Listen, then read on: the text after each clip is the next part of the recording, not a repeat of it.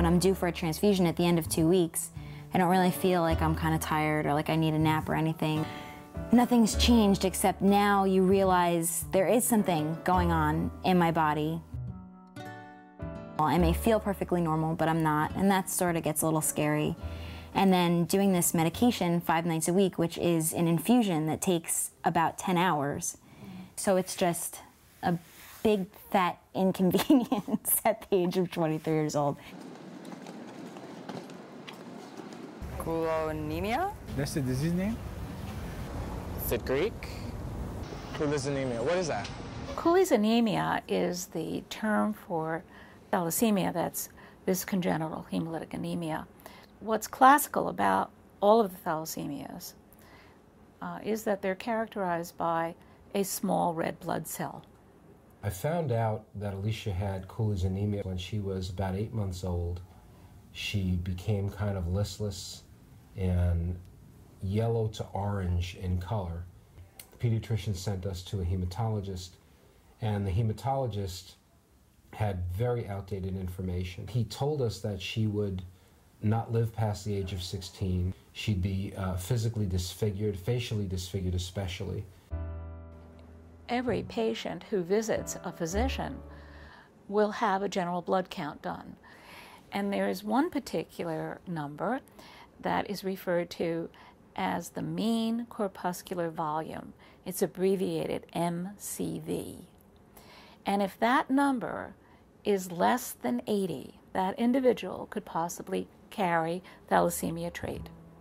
The month that Mia was born, New Jersey passed a mandatory law for babies to get checked for the newborn screening for sickle cell anemia. We told them we were both from Mediterranean heritage, and we both had an electrophoresis and came back positive, and that's when we knew that Mia had thalassemia major.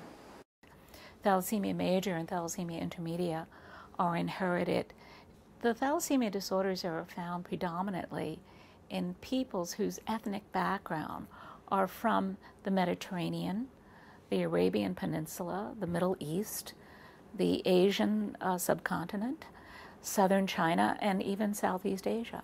It's better that you know when you get married that it's a possibility, and then you can choose to have a child, and you can choose to keep a pregnancy or not, and those are individual choices, and I have to believe that the information is good. I went through many, many years of infertility before Mia. I didn't think I would have any kids, and while we were in the process of finding out what was wrong with Mia, I wound up pregnant with Marcy. Thank God Marcy was healthy, and not only was she healthy, but later on we found out she was a perfect match for Mia. The use of bone marrow transplants is a wonderful way to cure this. It's the only way to cure this disease now, if it exists. And I think we're going to get to a point pretty soon where we can do less than perfect bone marrow transplants. It's already kind of there. When Alicia was a baby and we all tested to see if we were a match, I'm not sure I would have pulled the trigger then, because the mortality incidence was somewhere at that time, if I remember right, maybe 3 or 4%. We almost lost Mia at one point. She went into septic shock, and it was touch and go. But we took a chance because they said that she can lead a normal life, and that's what we were aiming for.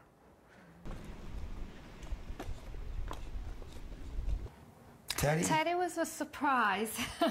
While we were preparing for our Mia's bone marrow transplant, I found I was pregnant with Teddy.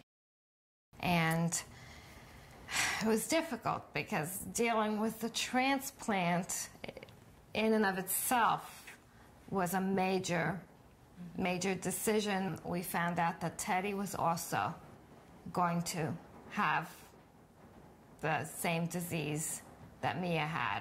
And when we found out that Marcy was also a perfect match for him, how could I not give him the same chance that I gave his older sister? As of late, with my daughters at the ages of 18 and 17, I know it's not going to be too far into the future when they'll be meeting someone. I used to joke with them and I used to say 3 dates and the boys get blood tests. But, you know, reality is what it is. So. Getting tested for thalassemia, I think, is important to everyone in that it allows one a better understanding of one's genetic potential, that education is key to one's success. It's key to options, choices that we can have to direct our lives and to guide the lives of our children. No one should be ignorant of their genetic inheritance.